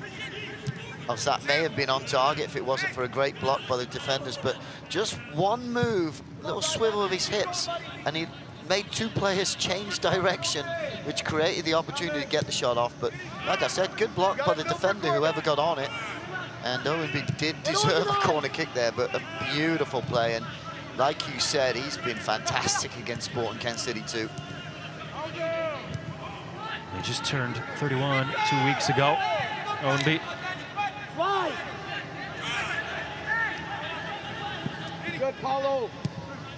2 assists for the 2 goals this evening. As now Davis tried to dribble through a double team. Del Piccolo kept it in play, but kind of knew he was going to lose out on that occasion to Rod. Yeah, I think Davis wanted to penetrate past to Mushagalusa, but he was offside by about 5 yards. That's why he did that little dribble move and unfortunately got caught. But His option disappeared quickly. And time disappearing quickly for SKC2 to try and get back into this match as we approach final 20 minutes. We're into the 69th minute now. It's all the way through to Parker Siegfried, who is looking for his first clean sheet. 2 matches played, both here at Children's Mercy Park. He wore the number 41 for Sporting KC as a backup, an emergency backup, back on the first day of the MLS season. Away to New York Red Bulls. Injuries to Tim Melia and Kendall McIntosh meant John Pulskamp started. And Siegfried brought in as an emergency. Now Ownby again creating opportunities for Louisville City. What a block, Graham Smith. Kobe Jones striding forward, and a foul called against the youngster for SKC2. Yeah, what a great build-up by Louisville City to create that opportunity, but what fantastic defending by Graham Smith. Fantastic block, and it might have been him who got the block on Ownby the play before, so give him credit, tremendous defending there, but again, beautiful play for the setup by Louisville. And here comes a sub for Louisville. Jimmy McLaughlin will check in for Brian Ownby, and that'll be a welcome sight for SKC2 indeed, to see the number 10 for Louisville City trotting his way off the pitch.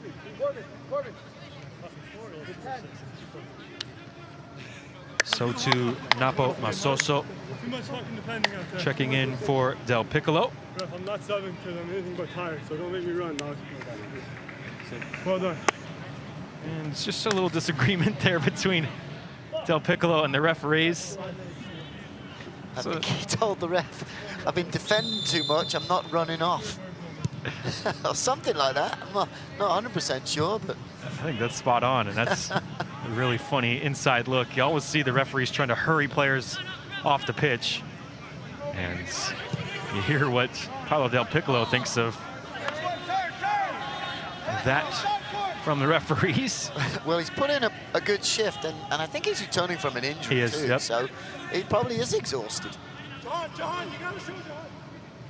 Sure, And temperature doesn't help running either, around does it? 90 degrees. No, Sun is down, but it's still hovering above 90 degrees here in Kansas City.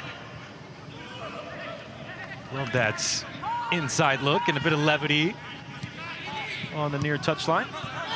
He said it nicely too. There's no swear words or anything like that. At least I didn't hear any.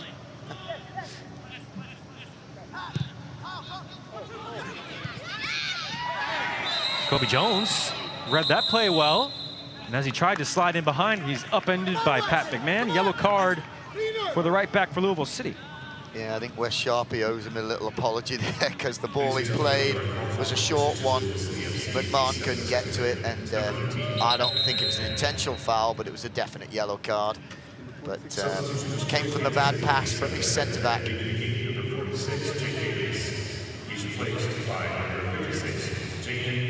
Third substitution of the match for Paulo Nagamura, and he brings on another 17-year-olds, Javen Van Deventer, as he replaces Jake Davis in midfield, Lee Summit, Missouri native.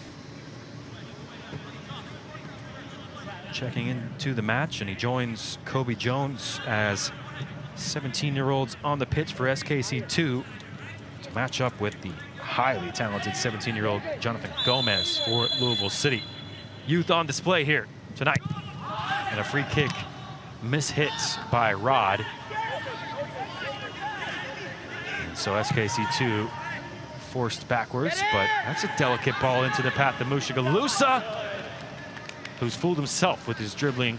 It's out of play, and that's a bit disappointing from the leading goal scorer for SKC2. Yeah, that man's the skill merchant. You are not going to see that happen too often, and he'll be very disappointed. Just a lack of concentration there, went through his legs, and you can see on his face, he's like, darn it. But he's been kept fairly quiet tonight, and I've got to give a lot of credit. He's had a few opportunities, but Louisville have defended him really well. They know he's so good in that one-on-one situation. And I've watched a few times where the defenders have just said, all right, I'm going to stay on my feet. I'm going to be patient. and I'm just going to go along with you, and hopefully you'll make a mistake and I'll take the ball, and it's happened a few times. So I've got to give that credit of great one-on-one defending from the Louisville back four. There have been openings for SKC2, but as of yet, that Louisville defense holding strong. So they have both eyes on all 3 points. Again, would take them for 5 points ahead of Birmingham Legion. Although 2 games played more, those games in hand aren't always wins. Much rather have the points in your back pocket like Louisville City.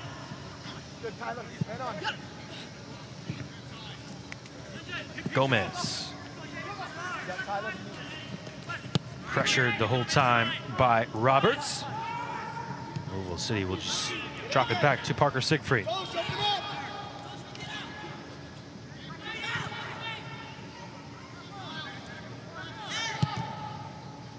Siegfried slides it over to McMahon. He was a bit loose on his first touch, so a bit panicky, just got rid of it, and Smith can intercept for SKC2.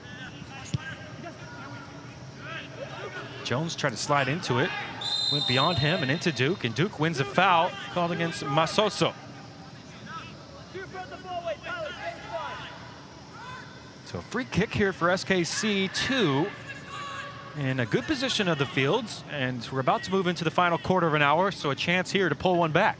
Getting a little deja vu. I think this is where Kobe Jones scored his goal last time. I think it was Rard that took the free kick too, so you never know. I thought he clipped it in with his right foot. He's going left. No, he's going to leave it. Right-footed delivery. Oh, flapped out by Siegfried. Mushagalusa's there. Blocked at the near post. Wes Sharpie throwing his body on the line, and it's kept in play. McLaughlin never gave up on it.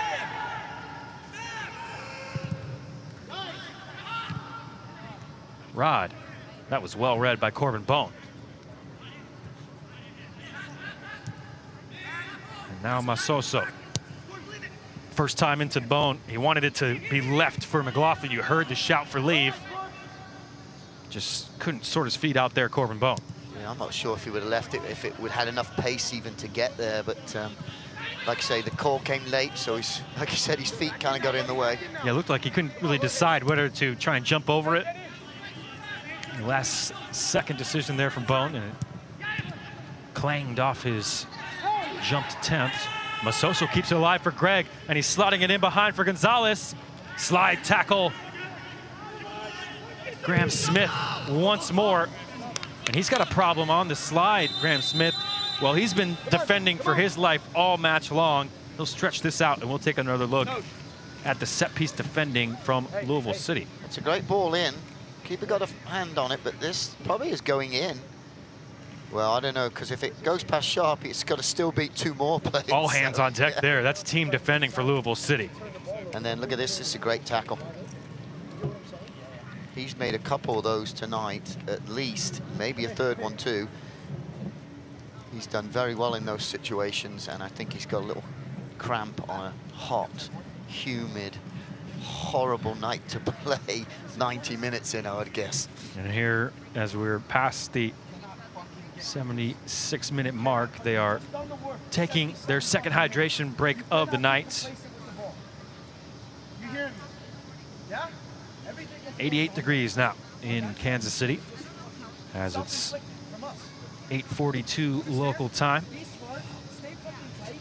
Danny Cruz with the more animated of the 2 team huddles here. I'm just going to say, you're up 2-0. You're not down 2-0, but the word he used was complacency.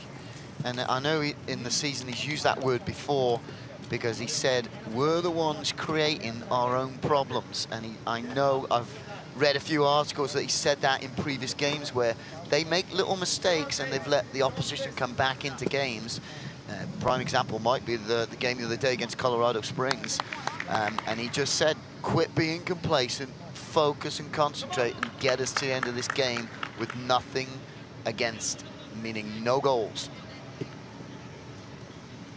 Good. 2-0 Louisville City lead after 2 second-half goals.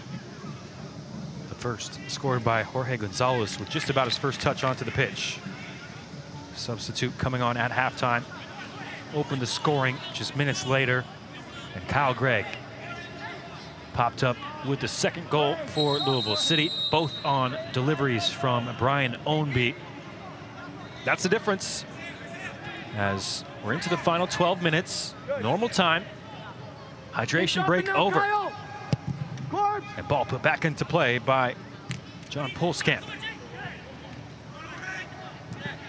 Van de Venter stretched his leg high to pluck that down, and SKC2 can try and build from the back. Well, there's no question after that, listening to that little conversation, that Danny Cruz wants a shutout here. He wants a 2-0 win and come out with no goals against. Sporting Kansas City, it's time to go and push things a little bit here and take a gamble. Try and maybe get something here to get it back in the game. Back in now, Jorge. Jones shrugged off the tackle and he popped up to his feet to shift it to Duke. Duke is clattered into by Masoso, and a foul called against Napo Masoso.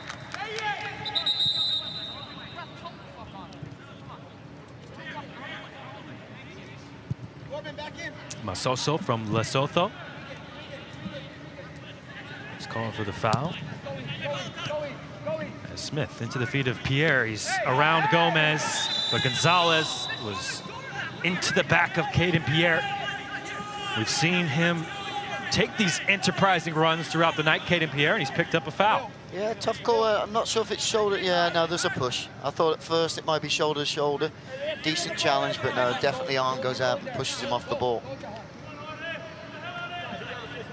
So again, if they could get a good ball in here, which I'm assuming it'll probably come from Duke. No, not Duke, Roberts. Ball spinning in towards that keeper, get a touch on it. Ball goes in the back of net. We've got an interesting last 10 minutes. Jamil Roberts, in his first match at Children's Mercy Park, stands over the free kick. Deep delivery off the left foot. And who'd that come off last? An SKC2 player, Mushagalusa, says the referee. That was never going to be an easy ball for Mushagalusa to get back across the face of the goal. As soon as he hit it, you're like, that's too deep. Would have preferred the ball more coming in between that penalty spot and the 6-yard box, but again, not an easy ball to play in. Siegfried will take his time to get the ball back into play. Into the final 10 minutes of normal time. Well, he didn't put it back into play. In fact, put it straight back out of play. So the ball given right back to SKC2. They've seen their 2-match clean sheet streak come to an end this evening. Still time to try and claw back some sort of points from this match, but time running out. And Louisville City still pressuring along the back line.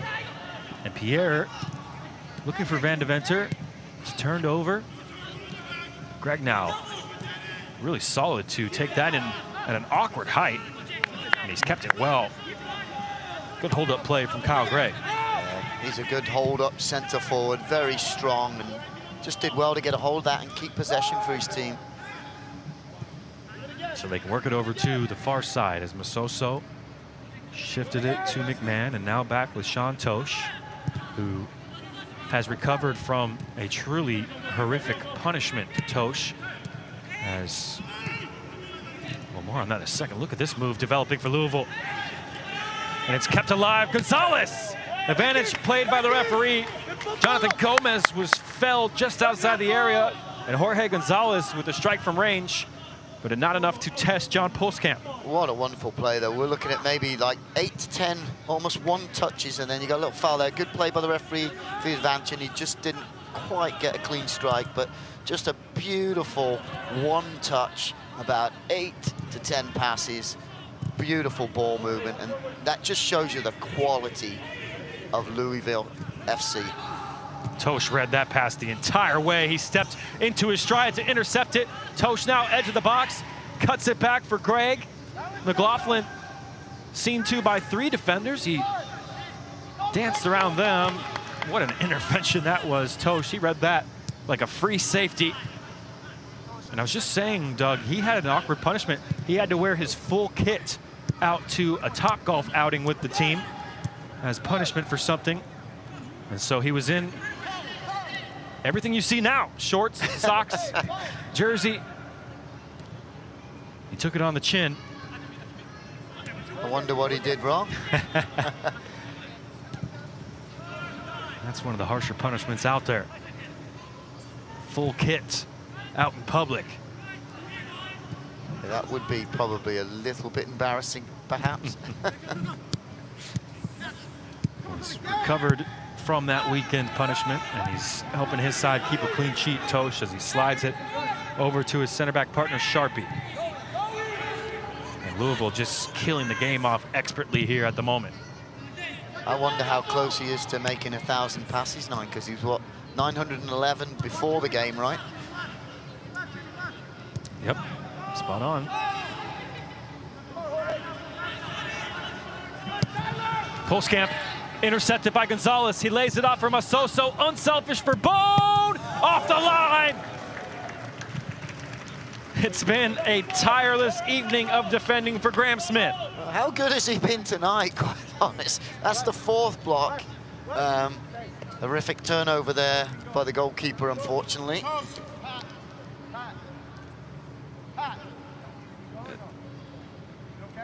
Desperate for catching his breath here, Graham Smith, as we'll take another look at this intervention at the last moment. Yeah, you can see Smith must have figured out something's going wrong here. I'm going to cover him just in case.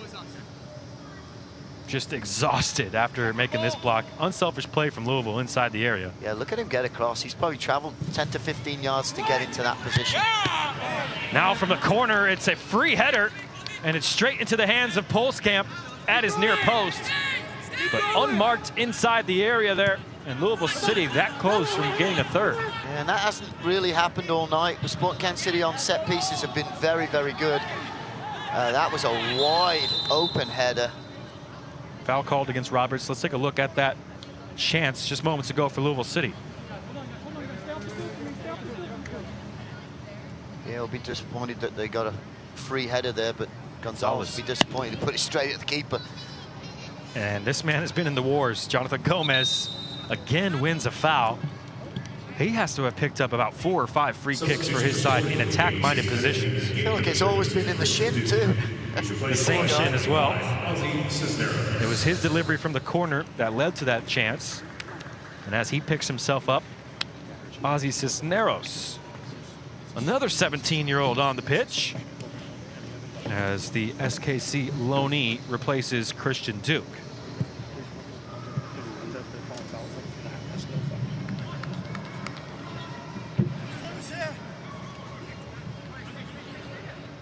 That'll be it for the subs for SKC2. They've brought on 4 players, but have now used every one of their substitution windows. Just taken quickly, Gomez and SKC2 weren't alerts at the beginning. Bone was in space. They've recovered now and forcing Gomez to drop it back to Gibson. Sharpie over towards the far side. Kobe Jones comes over and he takes it right away from Pat McMahon. He's unafraid, the youngster, of the challenge, but he's dribbled himself into trouble and gives it right back. Masoso comes in and takes it away for Louisville. He's done well. He scraps every time the ball goes near him, whether it's defensively or offensively. Never quits. Got to give him some credit there. Unlucky to get the foul called against him too, but he works his tail off, no question about that. On for his 4th substitute appearance, Kobe Jones from Olathe. As that will just stay in play. And a lovely first touch from the floor, but there's Tosh again. And it looked like he had the beating of Sean Tosh there, LaFleur, but the veteran center back got it spot on in the end. Yeah, he's top quality. He just stepped across the path, cut off the run, and just took the ball off in that simple. Foul called against Bone in the center circle. Painful one for Jameel Roberts as he dusts himself off. He'll last the full 90 on his home debut for SKC2. We talk about the flanks of Louisville, but got to talk about the two centre backs. Tosh and Sharpie are just top quality. Add the two fullbacks to that, and this is really a fun team to watch. They play great stuff with the ball, they defend real well, and they score lots of goals too. Mushagalusa, well, he's around Sharpie, and he cut it back, and it's hammered into the net by Ozzy Cisneros. His first goal as a professional. The 17-year-old pulls one back for SKC2. It's SKC2 1, Louisville City 2. It's that man again, though, Mushagalusa, and we talked about his individual skill is just unbelievable. He beat West, I think that was West Sharpie, one-on-one, pulled the ball back, and what a great finish up a 90. Nice first goal, but again, that boy, not Mushagalusa, has been brilliant in those one-on-one situations all year long. Well, we were just talking about the center-back partnership of Sharpie and Tosh. And on that occasion, Mushagalusa getting around Sharpie, and Ozzy Cisneros, the 17-year-old, just onto the pitch. What a moment for the Omaha, Nebraska native to notch his first goal as a professional. And he's given a lifeline to SKC2 as well. We're in the 90th minute. We've said how well they've defended against Enoch Mushagalusa, but I guess you just can't keep him down the whole game. Surprisingly, just his second assist of the season. The fourth official has indicated there'll be a minimum of 4 minutes of added time in the He second creates half. so much for SKC2 on a nightly basis, Mushagalusa. Now Gomez goes to the corner looking for a deflection. Didn't find it. 4 minutes added on. And a bit of hope here for SKC2. And you hear the bench responding. Imploring. The 11 out on the pitch, forward.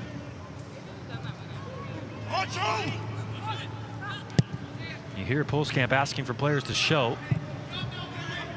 Deep delivery from Barbier, just bounced up on Jones. He was unable to take it under his control. Cisneros is there, though. And that's clever from the floor. And Rod powers through the challenge. And enough on it to get to the feet of the speedy Caden Pierre.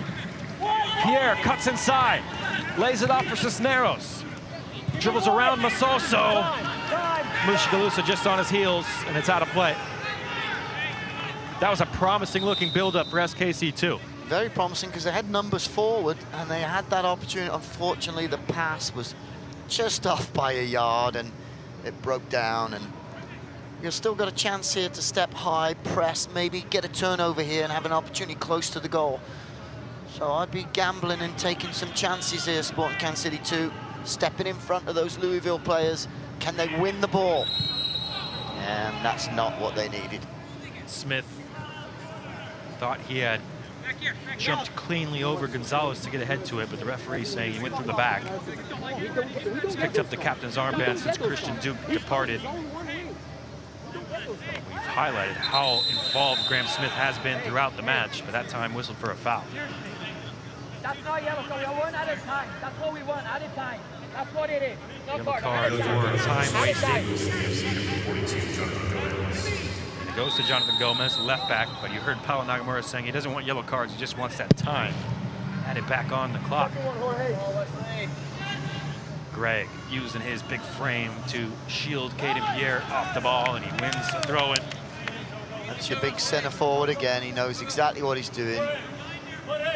Can't get around him, he's so big and strong, and he just holds that ball up. Probably knocking off a good 45 seconds to a minute here.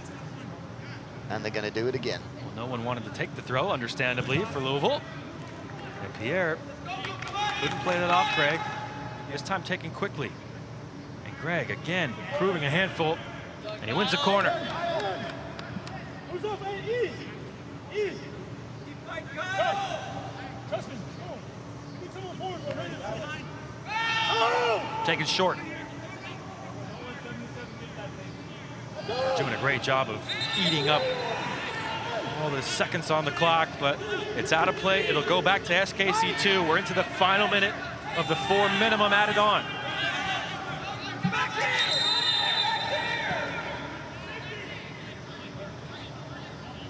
The referee wants it taken a bit deeper in defense. Smith hoofs it forward.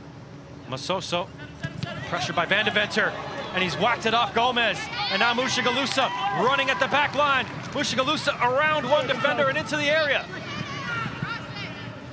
Slowed down Mushagalusa, Gomez and Masoso. And they recovered just enough there to win it back. And that could be the final attack of the match for SKC2, and it's a yellow card to boot for Enoch Mushagalusa. Well, you could see when he got the ball, I think every Louisville player thought, we better get on this quickly, because there was 4 or 5 of them basically converging on him, and he was just put in a situation where it's tough to beat 4 or 5 players. I know a few people who can. I think Maradona, Messi might be them, but you could see that it was on high alert for the Louisville City FC team to get over there and get as many players to stop that man. Referee takes a glance at his watch. This comes off Louisville City, and still time for SKC2. We're past the 4 minimum minutes. The time added on, not enough, as Rod spun behind, and the referee blows for full time in Kansas City. A hard-fought victory on the road for Louisville City. Graham Smith laid it all out on the line in defense, the rest of his Sporting KC2 teammates, but it wasn't enough as the visitors come away with all 3 points. Full time here, final score, SKC2 1, Louisville City 2. We'll be right back to wrap things up from Children's Mercy Park.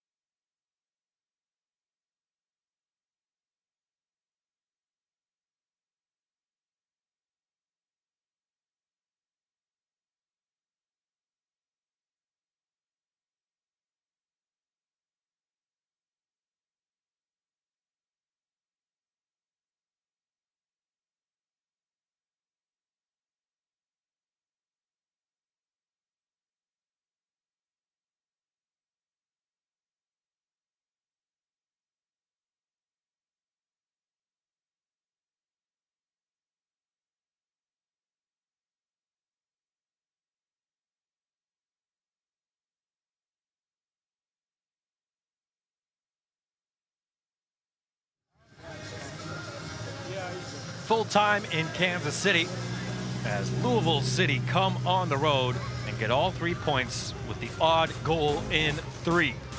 Here's a look at the full-time stats. What sticks out to you, Doug? Well, 19 shots to 5. It does show the dominance of Louisville City FC, and they thoroughly deserve to win the game. No problem about that. And the 61 to 39% shows you the domination.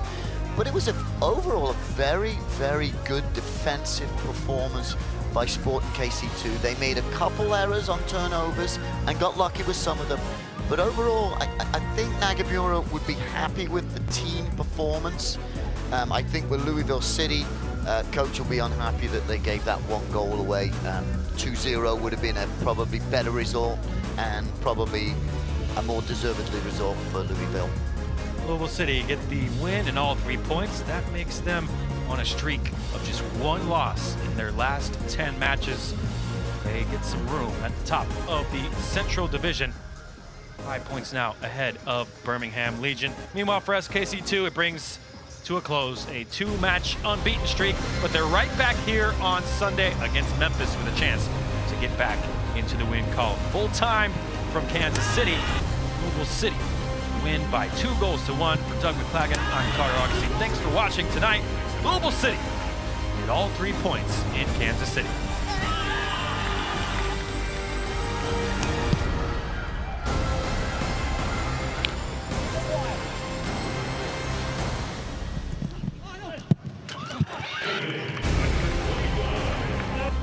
This copyrighted telecast of the United Soccer League Championship cannot be retransmitted, rebroadcast, or reproduced without the expressed written consent of the United Soccer League Championship.